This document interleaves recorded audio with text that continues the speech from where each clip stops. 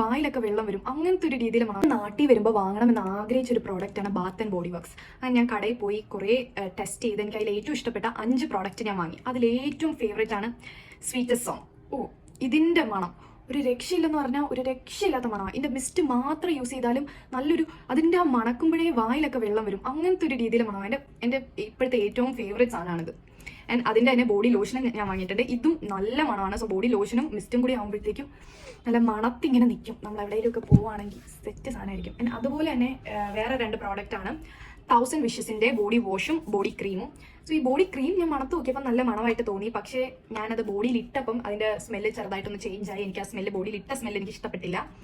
So എനിക്ക് ഇത് ഞാൻ റെക്കമെൻഡ് ചെയ്യില്ല. അതുപോലെ വേറൊന്നാണ് യു ആർ ദ വൺ.